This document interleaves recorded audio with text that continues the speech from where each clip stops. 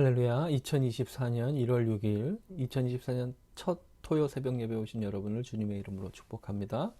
우리 함께 기도하시겠습니다. 사랑과 은혜가 충만하신 하나님 아버지, 2024년 새해에도 우리가 주님을 사모하는 마음으로 새벽에 깨어 기도하게 하시니 감사합니다. 말씀을 들을 때에 우리의 마음이 또 새해를 살아갈 수 있는 하나님의 놀라우신 은혜의 말씀을 듣는 시간 되게 하여 주시옵소서. 우리 사랑하는 모든 믿음의 사람들, 우리의 삶 가운데 모든 일을 놓고 주님 앞에 기도할 때 그 간절한 기도를 들으시고 주님께서 친히 응답하여 주시옵소서. 하나님, 이 땅을 하나님의 백성으로 살아갈 때 정말 하나님의 백성답게 살아갈 수 있는 힘과 용기와 지혜를 주시고 우리의 삶을 통해 주님의 영광을 드러낼 수 있도록 우리의 삶 가운데 주님의 은혜로 채워 주시옵소서. 이 시간 연약한 모든 이들에게 강함을 더하여 주시고 갈급한 심령의 은혜의 생수로 충만하게 채워 주시옵소서. 오늘도 우리에게 보여주시는 하늘의 소망을 바라보며 살아가기를 간절히 원하며 우리 구주 예수 그리스도 이름으로 간절히 기도하옵나이다. 아멘. 성경 말씀 보시겠습니다. 오늘 우리 함께 읽을 말씀은 구약성경 에스겔 23장 43절에서 49절까지 말씀입니다. 함께 읽겠습니다. 내가 음행으로 쇠한 여인을 가리켜 말하노라. 그가 그래도 그들과 피차 행음하는도다. 그들이 그에게 나오기를 기생에게 나옴같이 음란한 여인 오홀라와 오홀리바에게 나왔은즉 의인이 간통한 여자들을 재판함같이 재판하며 피를 흘린 여인을 재판함같이 재판하리니 그들은 간통한 여자들이여 또 피가 그 손에 묻었음이라. 주 여호와께서 이같이 말씀하셨느니라. 그들에게 무리를 올려보내 그들이 공포와 약탈을 당하게 하라. 무리가 그들을 돌로 치며 칼로 죽이고 그 자녀도 죽이며 그 집들을 불살르리라. 이같이 내가 이 땅에서 음란을 그치게 한즉 모든 여인이 정신이 깨어 너희 음행을 본받지 아니하리라. 그들이 너희 음란으로 너희에게 보응한즉 너희가 모든 우상을 위하던 죄를 담당할지라. 내가 주 여호와인 줄을 너희가 알리라 하시니라. 이 기록된 로고스의 말씀이 우리의 심령에 레마의 말씀으로 새겨지기를 간절히 원합니다. 우리 하나님의 음성으로 우리의 심령에 새겨지기를 원합니다. 아멘.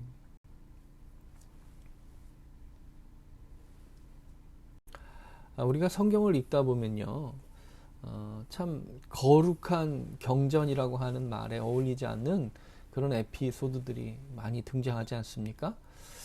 그런데 그것이 바로 하나님이 우리에게 주신 이 성경이 진리의 말씀이다라고 하는 것을 반증하는 것이죠. 그냥 이렇게 거룩한 척하면서 거룩한 이야기만 하는 게 아니라 우리의 삶에 사람이 정말 나타낼 수 있는 모든 모습들을 보여주시면서 그 가운데서 하나님이 우리를 사랑하시고 인도하시는 그런 모습을 진솔하게 보여주는 것이 성경의 말씀이다라고 하는 것이죠. 다윗이 밧세바를 범하고 그의 남편 우리아를 죽음에 이르게 하는 그런 이야기도 사실은 성경에 나오는 믿음의 어떤 사람에 대한 그 위상을 생각한다면 어울리는 것 같지 않은 이야기이지요. 그런데 하나님께서 주시는 말씀을 읽게 되면 그 말씀 안에서 우리의 죄가 드러나는구나. 그런데 그 죄를 또 하나님께서 용서해 주시고 인도해 주시는구나. 그걸 바라보게 되는 것이죠. 그냥 있는 그대로의 죄의 실상에 대해서 그냥 다 보여주는 겁니다. 그러니까 진리죠. 그리고 더 중요한 것은 그렇게 드러나게 되었을 때 그것이 우리를 죽이는 것이 아니라 오히려 참회의 기회가 되고 회개함으로 인해서 하나님께서 용서의 은혜를 더딥혀 주신다라고 하는 사실을 깨닫도록 인도해 주는 것이 성경 말씀이다라고 하는 것입니다. 저는 그것을 직면이라고 하는 단어로 표현하고 싶습니다. 외면하지 않고 직면하는 것이다. 우리의 죄의 모습을 외면하지 않고 직면하는 것이다. 그래야 참회도 하고 회개도 하고 돌이켜 하나님 앞에 바로 서게 되지 않겠는가라고 하는 묵상을 하게 되는 것이죠. 우리 사랑하는 여섯걸음교회 성도 여러분, 오늘도 우리는 죄성에 대해서 직면하고 제대로 바라보고 대신 우리 힘으로 그것을 이길 수 있는 것이 아니라 하나님의 은혜가 필요하다라고 하는 것을 더 절실히 느끼는 귀한 묵상의 시간이 되시기를 간절히 바랍니다. 기도할 때 우리가 그런 우리의 죄성을 우리가 제대로 바라보고 있느냐, 이거 굉장히 중요한 것이죠. 사도 바울은 자신의 내면을 바라보면서 디모데전서 1장 15절에 이렇게 고백하지 않습니까? 하반절에 죄인 중에 내가 괴수다. 자신의 모습을, 내면을 바라봤을 때 자신은 죄인 중에 우두머리라고 고백할 수밖에 없다. 자신을 직면하는 사람의 모습이다라고 하는 것이죠. 그리고 고린도전서 15장 31절 하반절에 보면 나는 날마다 죽어야 되는 존재다라고 하는 것입니다. 우리의 새벽 기도가 날마다 나를 죽이고 예수로 다시 사는 사람, 그런 은혜가 있는 그런 묵상이 되어야 된다라고 하는 것이죠. 자신의 내면에 죄된 자신은 날마다 죽어야 하는 존재이고 자신은 오직 예수로, 십자가로 살아야 하는 존재다. 나는 예수 그리스도로 덧입혀져야 살 수 있다. 늘 그렇게 고백했다라고 하는 것입니다. 매일매일 그렇게 고백하는 저와 여러분 되기를 간절히 소원합니다. 근데 사도 바울은 사도 바울뿐만 아니라 이 복음서에 나오는 제자들의 모습도 다 그렇지 않습니까? 자신들의 어리석은 모습들을요, 다 미화해서 기록하지 않았어요. 이 복음서들은 아무래도 예수님의 제자들이 기록한 거 아닙니까? 그럼 당시 초대교회 지도자들이었을 텐데 체면이 없어지지 않았겠습니까? 근데 그럼 중요하지 않았다는 거예요. 자신의 죄성에 직면하고 그것을 그대로 기록함을 통해서 우리가 그럼에도 불구하고 예수님의 은혜로 말미암아 성령의 충만함을 받았을 때 교회를 이끌어갈 수 있고 하나님의 나라를 위해서 살아갈 수 있고 이 땅 가운데서 우리가 복음을 확산시키며 살아갈 수 있다. 너무나도 잘 보여주는 모습이다라고 하는 것입니다. 우리가 죄성에 대해서 왜 직면해야 되느냐? 그렇지 않으면 우리 자신이 얼마나 은혜가 필요한지 모르고 살기 때문이다라고 하는 것입니다.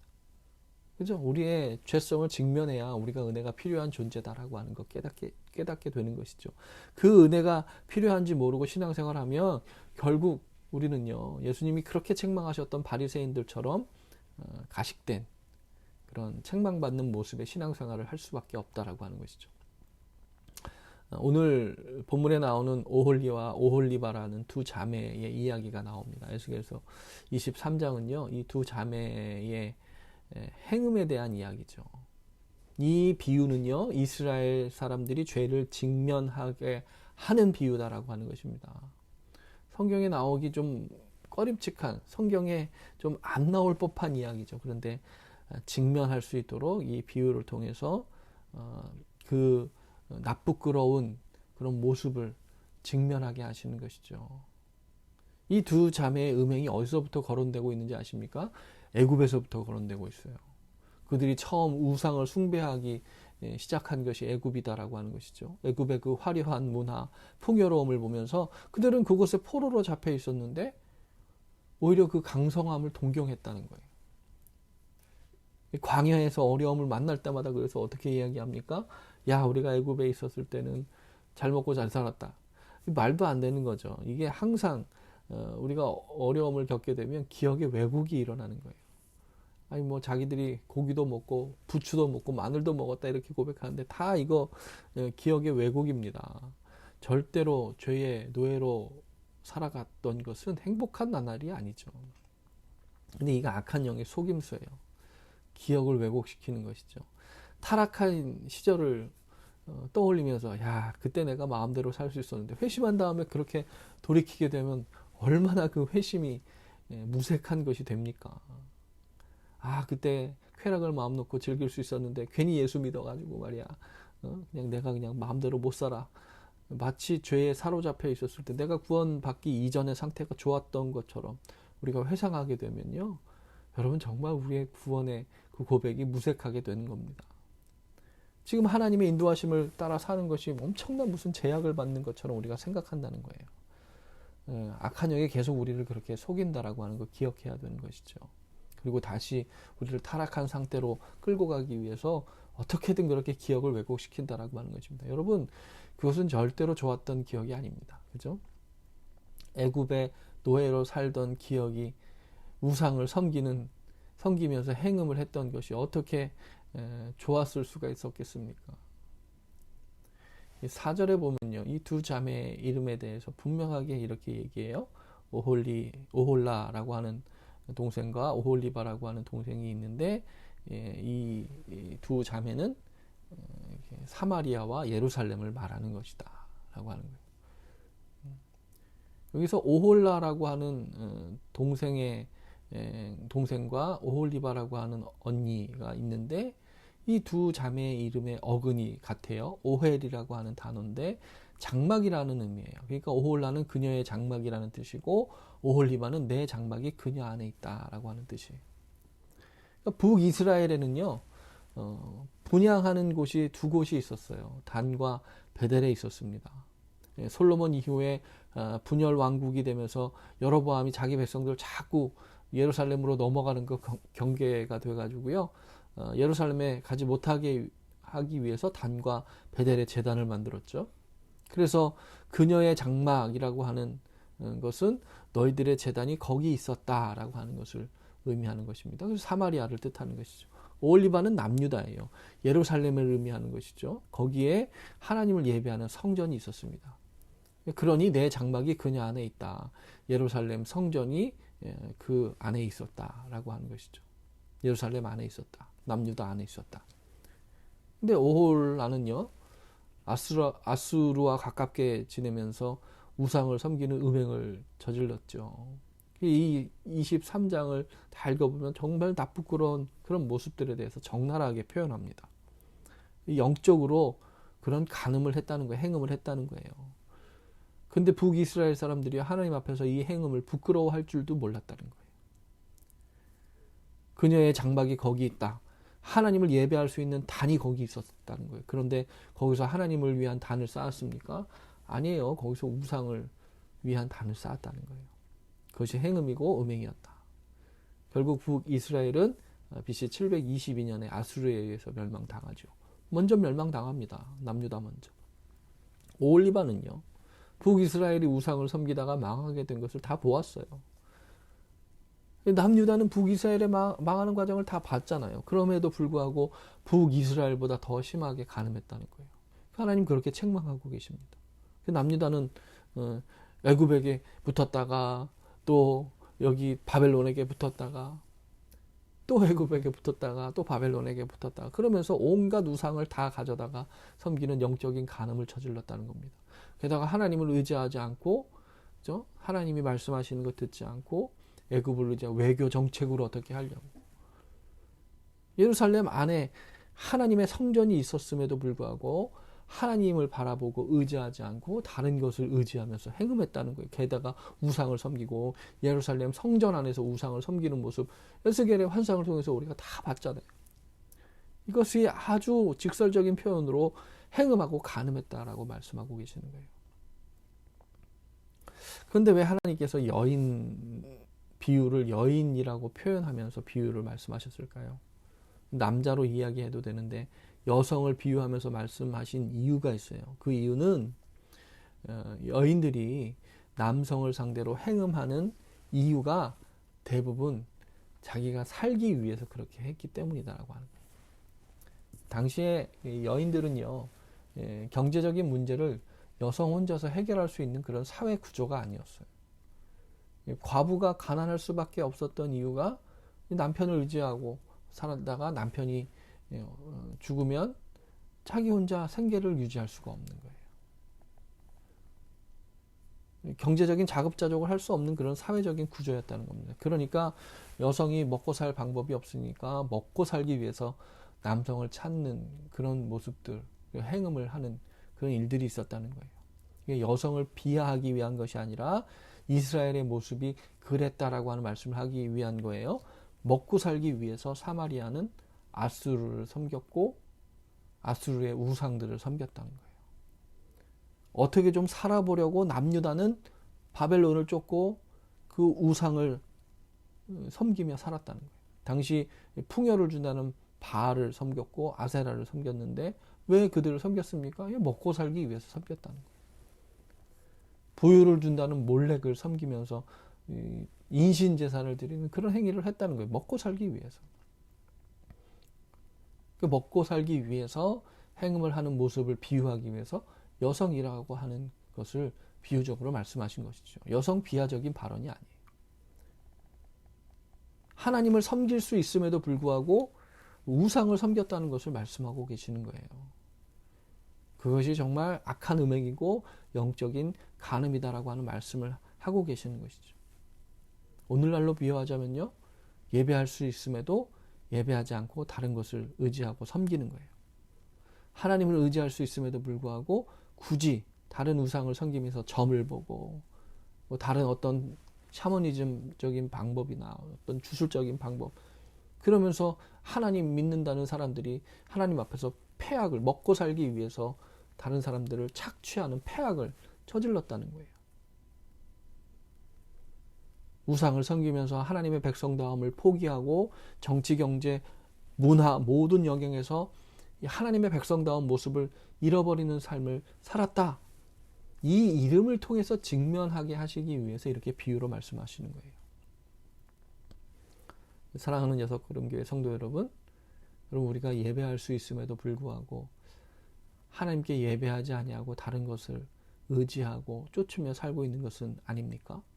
우리가 이 말씀을 통해서 우리의 모습을 돌아보게 되기를 소원합니다. 우리는 하나님께 예배할 수 있잖아요. 예배할 수 있는 시간도 있고 예배할 수 있는 건강도 있고 다 또 이렇게 온라인으로라도 예배할 수 있는데, 우리 이렇게 예배하지 않고 기도하지 않고 그냥 우리의 쾌락을 쫓으며 살고 다른 것을 의지하며 먹고 살기 위해서 하나님께 예배하지 않고 있는 것은 아닌가. 먹고 사는 문제 때문에 하나님의 백성됨을 우리가 포기하고 사는 것은 아닌가. 오늘 말씀을 통해 우리가 돌아보게 되기를 간절히 소원합니다. 찬양의 가사에도 이런 가사가 있잖아요. 기도할 수 있는데 왜 걱정하십니까? 기도하면서 왜 염려하십니까? 우리가 기도할 수 있는데 기도 안 하고 걱정하면서 우리의 나름대로의 방법을 찾는다는 거예요. 기도하지 않고 염려하면서 인간적인 방법을, 세상적인 방법을 쫓아간다는 거예요. 그게 우상숭배고 간음이다라고 하는 거예요. 여러분, 우리가 예배하면서 염려하면요, 그 순간 예배하는 우리는 하나님께 예배하는 게 아니라 염려거리에게 예배하고 있다라고 하는 것, 우리는 기억해야 된다라고 하는 거예요. 이 세상을 살면서 문제를 만날 때마다 우리는 하나님에 대한 신앙을 포기하고 결국 우리가 아는, 눈에 보이는 세상적인 그런 방법을 의지하고 사는 것 아닌가, 우리가 돌아봐야 된다는 겁니다. 하나님 오늘도 에스겔서의 말씀을 통해서 우리에게도 말씀하고 계시는 거예요. 하나님의 백성답게 하나님을 바라보며 이 땅을 살아가고 있는가. 그 말씀에 우리의 모습을 직면하고 또 하나님께로 돌이킬 수 있는 우리 모든 믿음의 사람들 되기를 간절히 소원합니다.